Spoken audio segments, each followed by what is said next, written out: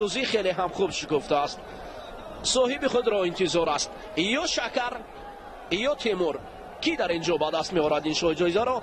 هنوز هم معمای است سربسته. حالا داوران اکنون زر تاثیر پیش مخلصان می آورند.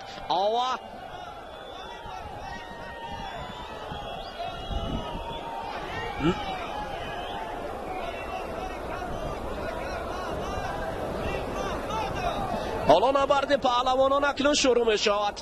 اینها یک مرتبه در وزن جمعی 100 کیلو مبارزه برده بودند. اکنون دیگه است تماما این کار دیگر است. حالا اکنون بعد از آوردن جایزه تیمور رحیموف شکر محمد میرمامدوف این شتابکاری از جانب هر دو پهلوان. انا شتابکاری از جانب هر دو پهلوان برای به دست آوردن جایزه دست بالای چشم آمد. تیمور رحیموف شکر محمد انتظار است. نفسی سبک میبرارد. داور مرکز برای سفر هم انتظار است که تیمور برمیگردد و مبارزه پهلوانان سنگین وزن برای به دست آوردن جایزه. رعد و برق هم فرو میرسد. در اینجا صدای شنویده میشود. رعد و برق از آنار پهلوانان خبر میدهد اگر رفته گوشتی نگیرد پس بارون، اما بارون فایز است در بهار. حالا مبارزه نوبت دیگر تیمور رحیموف بگیرد هجوم های طرفین از هر دو جانب هم تیمور سمت دیگر را پیش میگیرد. شکر محمد میرمامدوف باشد سمت دیگر. حالا نبرد پهلوانان اکنون پر شدت و جذاب می شود. آگاهی اول برای شکر محمد میرمامدوف. تیمور رحیموف شکر محمد بالاها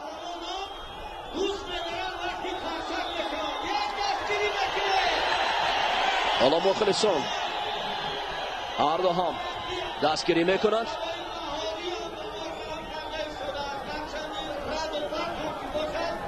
شادی و نشاطی نوروزی خجسته.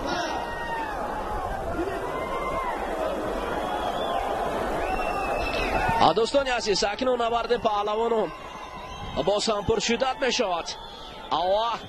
نبرد این جفت برای به دست آوردن شد. انا این شکل گوشتین گرفتند. این اول برعکس دست شکر تیمور رحیموف برای شکر محمد میرمامدوف افتاد. در پیش دوستان عزیز چند مسابقات دیگر گوشتین ملی تاجیکی گوشتینگیری است. از این خاطر فصل بهار حالا اکنون پهلوانان نامی را با هم جمع می آورد. دوباره دست و چنگال برمیزنند و پهلوانان بین هم مبارزه میبرند برای جایزه. این نوبت شکر اکنون برادری قوا نیرو هنر و مهارت خود را نشان میدهد. حالا شکر تیمور از جوابان در دفاع خوبتر است. اینجا رمزی اینجا یک حرکت از جانب تیمور رحیموف بود.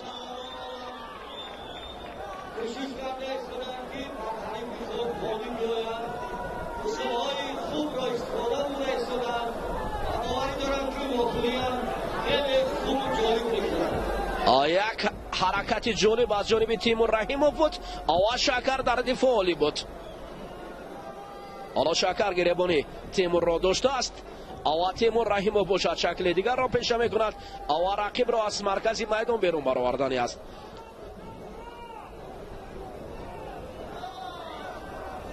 نوبت دیگر هر دو پهلوان در مرکزی میدان گوشتین گرفته ایستادند. این دو پهلوان سنگین وزن میان هم رقابت دارند. حالا توقف می شود. لحظه یکی از دیگره می خواهد تیزتر و تعجیلا امتیاز پیدا کند. پهلوانان سنگین وزن همین مبارزه برای به دست آوردن جایزه است. اگر یک نوار باشد هر دو پهلوان با جایزه بسیار خوب است. تلاشه که دو نفر رو برای به دست آوردن جایزه یعنی دو رقیب یک مکافات. 3-1 با قول دیگر توفا 1 آوا 3 یک جفت و یک مکافات برای پهلوانان است.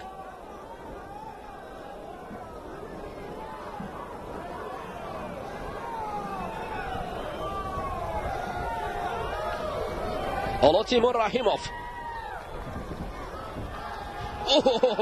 شاکر هم میخواهد کار را شاکرین کند، اما تیمور باشد.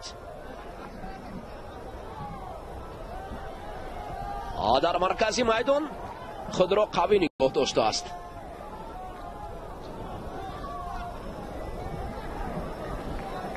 این پهلوانان وزن جمعی 100 کیلو بالاخره به قسمت نهایی رسیدند.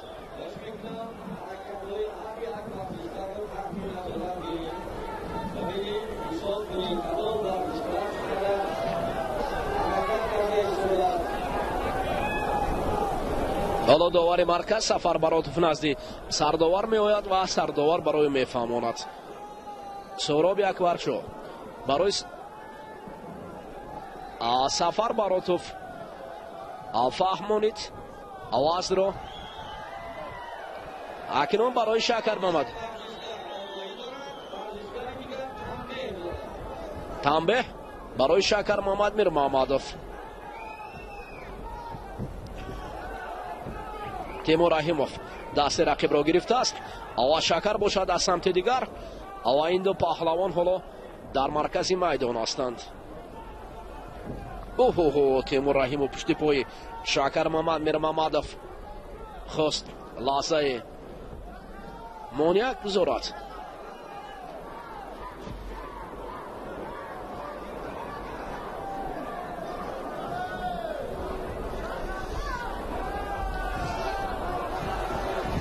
این دو پهلوان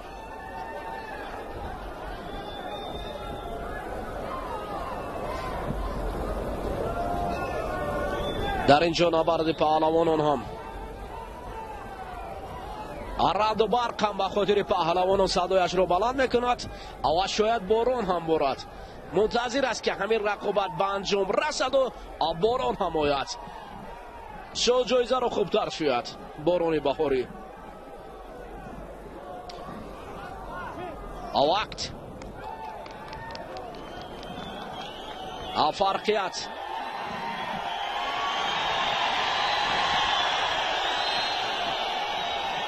حالا شاکر محمد میر محمدوف اعتراض دارد که فقط گریبان من داشتند، اما تیمور رحیموف دستش بالا می شود. آواز شو جایزه را صاحب می شود. دوستان عزیز در همین جا گزارش ما هم به انجام می رسد. سنه 23 در ناحیه عبدالرحمن جامی، سنه 24 در شهرک ایسار و تاریخ 29 باشد در ناحیه تیمور ملک ولایت ختلان دهه چلچه گشتین ملی برگزار می گردد. علاقه گشتین ها پای هم هستند. انا شو جایزه صاحبش را پیدا کرد تیمور رحیموف.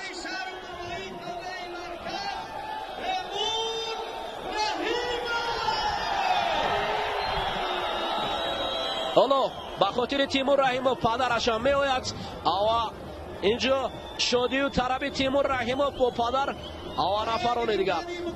دوستان عزیز ما هم با شما در همینجا خیر خوش میکنیم. شاد و پیروز و سربلند باشید. فردا در همین مکان مسابقات پایگاه اسب دوانی فردا می شود. بیایید در یک جایگی ما را همراه باشید.